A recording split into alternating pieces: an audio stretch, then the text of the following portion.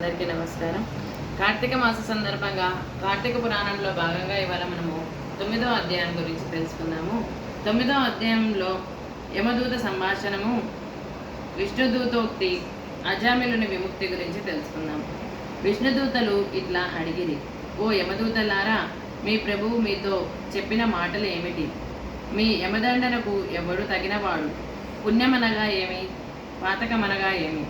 ఈ విషయములన్నిటినీ మాకు చెప్పుడు. ఇట్లని విష్ణుదూతలు అడగగా యమదూతలు ఇట్లా పలికిరు: ఓ విష్ణుదూతలారా, సావధానముగా వినుడు. సూర్యుడు, చంద్రుడు, అగ్ని, వాయువు, ఆకాశం, గోవులు, సంధ్యలు, పగలు, దిక్కులు, కాలము ఇవి మనుష్యుని పుణ్యపాపముల గురించి సాక్షులు. మేము వీరి సాక్ష్యముతో విచారించి పాపములను చేసిన వానిని దండింతుము. వేద మార్గమును వదిలి ఇచ్చానుసారముగా తిరుగుచు వేదశాస్త్రములను దూషించుచు సాధు బహిష్కృతుడైన వానిని మేము దండింతుము. బ్రాహ్మణుని, గురువుని, రోగిని పాదముల చేత దండినవాడును, తల్లిదండ్రులతో కలహరించువాడును అయిన వారిని మేము దండింతుము. నిత్యము అబద్ధమాడుచు జంతువులను చంపుచు కులాచారమును వదిలిన వారిని మేము దండింతుము.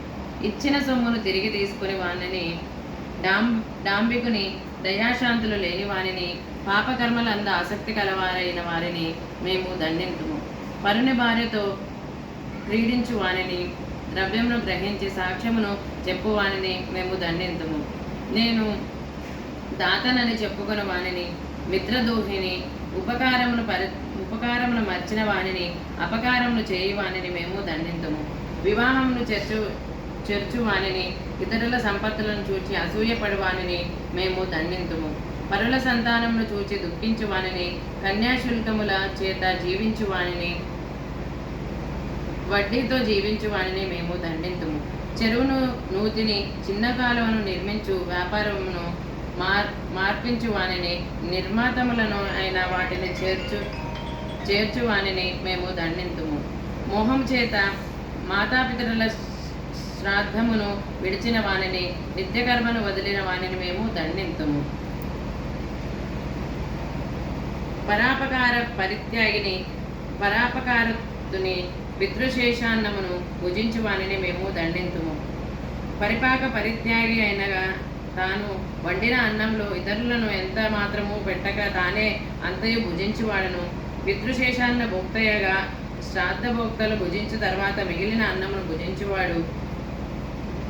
ఇతరుడు దానం చేయని సమయం ఇవ్వవద్దు అని పలుకు వానిని, యాచించిన బ్రాహ్మణునికి ఇవ్వని వానిని, తాను శరణు వచ్చిన వానిని చంపు వానిని మేము దండింతుము. స్నానమును సంధ్యావందనం చేయి విడుచువానిని, నిత్యము బ్రాహ్మణి నిందకును, బ్రాహ్మణి హంతకుని, అశ్వహంతకుని, గోహంతకుని మేము దండింతుము. ఈ మొదలైన పాతకములను చేయు మానవులు యమలోకమందు ఉండు మా చేత యాతనలను అనుభవించుదురు. అజామిలుడు బ్రాహ్మణ్ణి వంశమందు జన్మించి దాసిసంగ లోలుడై పుట్టినట్టి మొదలు చచ్చు వరకు పాపములు చేసినాడు. ఇతనిచే చేయబడిన పాపములకు విధి లేదు. ఇట్టి విప్రాతముడు మీ విష్ణులోకమునకు ఎట్లా అర్హుడగును? ఈ ప్రాకారముగా పలికిన యమదూతలు మాటలు విని విష్ణుదూతలు చిరున నవ్వుగా వికసించిన ముఖపద్మము గలవారై మేఘ సమాన గంభీర ధ్వనితో ఇట్లా అనిరి: ఏమి ఆశ్చర్యము! మీరింత మూఢులు!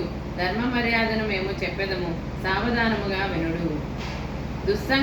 దుస్సంగమును విడిచువాడు, సత్సంగమును ఆశ్రయించువాడు, నిత్యము బ్రహ్మచింతనము చేయువాడు యమదండార్హుడు కాడు. స్నానాసంధ్యా వందనములు ఆచరించువాడును, జపహోమాదులు ఆచరించువాడును, సర్వభూతములందు దయావంతుడును యమలోకమును పొందడు. సత్యవంతుడై అసూయ దోషరహితుడై జపాగ్నిహోత్రములను చేయుచు కర్మ ఫలమును బ్రహ్మయందుంచిన వాడు యమదండార్హుడు కాడు. అన్నదానం ఆచరించువాడును, జలదాతయు, గోదానరక్తయు యమలోకమును పొందుడు. వృక్షోత్సవము అనగా ఆబోతును అచ్చుపోసి వదులుట, విద్యను కోరిన వారిని వారికి విద్యదానము ఆచరించువాడును పరోపకారం అంద ఆసక్తి గలవాడును యమలోకమును పొందడు. హరిని పూజించువాడును హరినామము జపించువాడును వివాహములను ఉపనయనములను చేయువాడును యమలోకమును పొందడు. మార్గమధ్యమందు మండపములు కట్టించువాడును క్రీడాస్థానములను కట్టించువాడును దిక్కులేని శవమునకు మంత్ర సంస్కారము చేయించువాడును యమలోకమును పొందడు. నిత్యము సాలగ్రామార్చన ఆచరించి ఆ తీర్థమును పానము చేసి దానికి వందనమాచరించువాడును యమలోకమును పొందడు. తులసి కాష్టమాలిగను మెడయందు ధరించి హరిని పూజించువాడును సాలగ్రామమును పూజించువాడును యమలోకమును పొందడు. భాగవతమును వ్రాసి గృహమందు పూజించుచున్నను గృహమందు ఉంచుకొన్నను యమలోకమును పొందడు. సూర్యుడు మేషతుల మకర సంక్రాంతుల యందుండగా రాతస్నానం ఆచరించేవాడు యమలోకమును పొందరు. రుద్రాక్షమాలను ధరించి జపదాన హోమాదులను ఆచరించేవాడు యమలోకమును పొందడు. నిత్యమును అచ్యుత గోవింద అనంతకృష్ణ నారాయణ అను హరినామ సంకీర్తన ఆచరించేవాడు యమలోకమును పొందడు. కాశీయందు మణికర్ణిక ఘాటు వద్ద హరిస్మరణ చేయుచు మృతులందిన ఎడలవాడు సర్వపాపములు చేసిన వాడయనను యమలోకమును పొందడు. దొంగ కళ్ళు త్రాగువాడును మిత్రహంతకుడు బ్రాహ్మణ హంతకుడు స్త్రీహత్య రాజహత్య గురుహత్య గోహత్య చేసిన పాపాత్ములు మరణకాలమందు హరిని స్మరించిన ఎడల పాప విముక్తులగుదురు. మహిమను తెలుసుకొని గాని తెలియక గాని మరణకాలంలో హరినామ సంకీర్తన గావించిన వారు పాపాత్ములైనను ముక్తులగుదురు. పడినప్పుడును త్రోపులాటలోను కొట్టబడినప్పుడును జ్వరాదుల చేత పీడింపబడినప్పుడును సప్తవ్యసముల చేత పీడింపబడినప్పుడును వశము కానప్పుడును హరిహరి అన్న ఎడల యమాయాతన పొందడు. అనేక జన్మంలో సంపాదించబడిన ప్రాయశ్చిత్తములు లేక కొండల వలె పెరిగి ఉన్న పాపములన్నీ భూమి అందు గాని స్వర్గమందు గాని హరినామ సంకీర్తనం చేత నశించును. మరణావస్థలో ఉన్నప్పుడు హరినామస్మరణ చేసిన ఎడల వాని పాపములన్నీ అగ్నిలో నుంచి దూది వలె నశించును. విష్ణుదూతలు ఇట్లా యమదూతలతో పలికి అజామిలుని యమదూతల వలన విడిపించిరి. తర్వాత అజామిలుడు విష్ణుదూతలకు నమస్కారం చేసి మీ దర్శనం వల్ల నేను తరించితినెను. తర్వాత విష్ణుదూతలు వైకుంఠం నందుకు పోయిరి.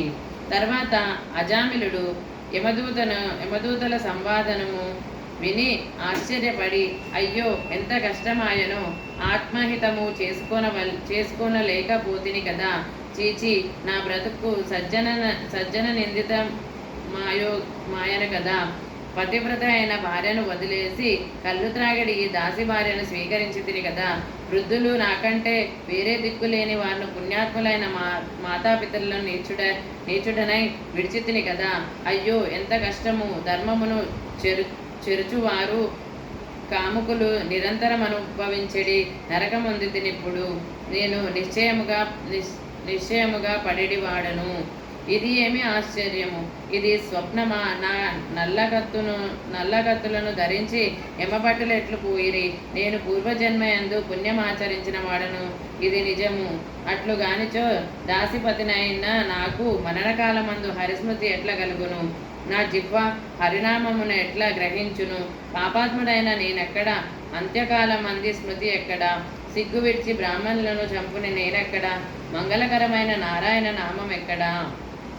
అజామిలుడు ఇట్లా విచారించి నిశ్చలమైన భక్తి పొంది జితేంద్రియుడై కొంతకాలం ఉండి సాయుజ్య ముక్తిని పొందెను. కాబట్టి నారాయణ నామ సంకీర్తన గావించువారు సమస్త పాప విముక్తులై వైకుంఠలోకమునకు పొందుదురు.